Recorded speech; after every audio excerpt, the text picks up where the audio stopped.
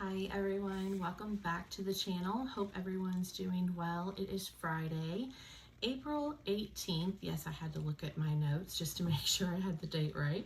2025. I'm in a different part of my house. You'll see one of my fur babies in the back. That's Abby. She's a 3-year-old bundle of love. So today is the Friday weekly update where I weigh a few days after I've had my injection of my GLP-1. And for those that are new, I've been on compounded Tirzepatide since February 2024 and officially have been down 65 pounds, give or take, because weight loss isn't just a straight down slope. It is up and down and all around. So pardon me if my eyes look a little different this week. I just came back from having my eyes dilated and having a LASIK revision consultation. So that took about 3 hours. But I definitely wanted to get in a check-up update with you guys and let you know how things are going, and then check in with you and see how things are with you and your journey. So starting out with weigh-in, I was on Tuesday of this week, I was 268.6. So I had been gaining, I had lost the 65. I went back up a little bit in weight, fluctuating back and forth. So Tuesday, shot day, 268.6. I gained 1.8 that day from the previous week. Today's weigh-in is 266.5, and that is a loss of 2.1 pounds. So I am down 63.5 now. So we are going in the right direction. Of course, like I say, every Monday, I always say Monday, guys, I'm so sorry. Every Tuesday when I weigh in for shot day, it always is higher. But I've been trying to listen to my body a little bit more this week and make a few changes. So hopefully I can carry those out, and maybe Tuesday won't be such a bad weigh-in. So Tuesday, I also titrated up my dose. I have been on 11.24 compounded Tirzepatide from my one telehealth provider.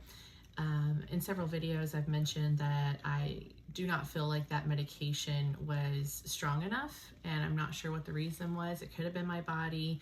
It could have been the pharmacy. I'm not sure. That pharmacy has actually been shut down right now. They have done a temporary recall, or like a, I forget what they call. It's like, it's not a mandatory recall, a volunteer recall in Massachusetts for medication from that pharmacy through the dates that do affect me.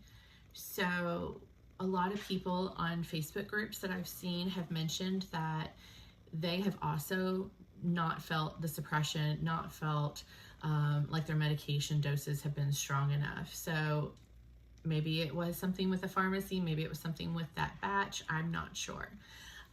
So I decided to go up.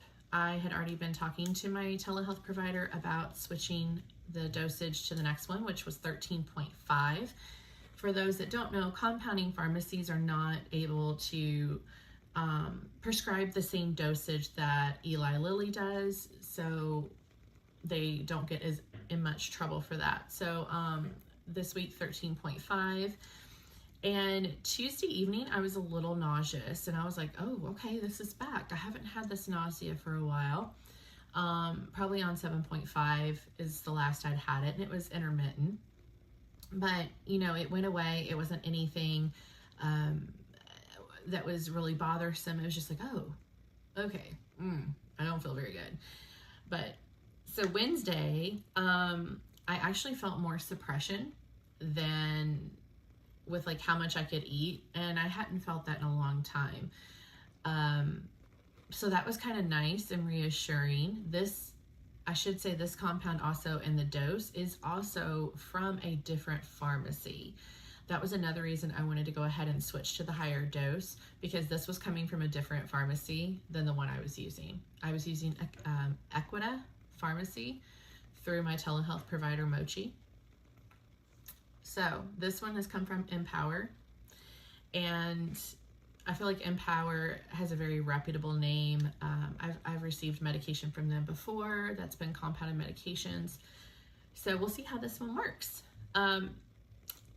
You know, just on Wednesday night, my dinner consisted of 3/4 cup of Greek yogurt with protein packet of PLATEAU and also some protein granola. And I made 2 servings. I could barely finish 1 serving. It was super filling, but I felt that suppression pretty strongly. And at some points, I don't know if anybody else is like this, when you are eating, you don't realize sometimes it takes your body a little bit to catch up with you. When you're eating fast. Sometimes I do that. It's a bad habit of mine. So I'm trying to slow it down, be distracted a little bit while I eat. And I know they say normally not to do that, be intuitive, but I have ADHD, so I've got to fiddle with something or do something to keep me busy. But I did feel like it was a lot more suppression. It would just stop. And if I was in the middle of a bite of something, I had to stop and go get rid of that bite because it wasn't going to go down. So there has been some of that, but it's good for me to be conscientious of what's happening and more aware, and just reminds me, hey, stop, take a minute, let your body adjust, because it does take a minute to get there. So what's new? What's new this week? I am working on taking in more fluids, as I talked about on Tuesday. That's one of my goals. That's always been hard for me, especially with bariatric surgery, just to take in fluids. And since we're mentioning it, I'm going to take a sip now. I'm trying to keep my drink front and center in front of me. It doesn't work all the time, but my gosh, I am trying. So there have been a lot of days lately where I've hardly drank anything, and that's not good. So I am working to make sure that I drink at least this. This is a 40-ounce jug. I'm trying to drink at least 1 to 2 bottles of water. One of those waters being filled with my electrolytes, and that seems to help. So the more, sorry, my Alexa just went off. So that's kind of what's been going on. Again, my next mini goal for weight is 260. I would like to get to the 260 and then make that next goal into the 250s. So I keep getting there, like really close. I was at 264 and something, and that's when I hit my 65 pound, and then I went back up a little bit here and there. So hopefully I'm on the right track. I would like to start incorporating some more movement. Still dealing with the fractured ankle, guys, but as long as I have on the brace, I do fairly well until there's moments where it'll tell me that I gotta stop. That's really it from a weight perspective. I do have something coming that I want to share with you all about protein. Protein is important for all of us. I am always been focused on that since my bariatric surgery, but I have a load of awesome protein things that have really helped me through this journey that I would love to share with you all. So I will be making that video very soon. And then I also have an interview coming up, hopefully, with my friend Brittany. She is amazing. We did record an interview with her, but unfortunately the audio did not work on her side. So you can hear me, but you cannot hear the questions that she asked and the dialogue back and forth, which is amazing dialogue. So I'm looking forward to re-recording that with her. But I think this is all the update I'm going to do for today. I just want to check in with you all. Everything's going as it should. I guess another update would be that after my LASIK appointment today, it does look like I have some cataracts that are starting to form. So in order for me to have like a LASIK revision, I'm going to have the cataracts removed. So they've already scheduled that date, which is crazy. I meet the surgeon next month.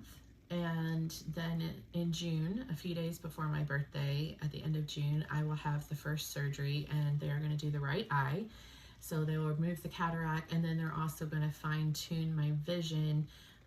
The way it is right now, they can only give me one type of setting per se on my vision. So normally, you know, I can read here on my phone.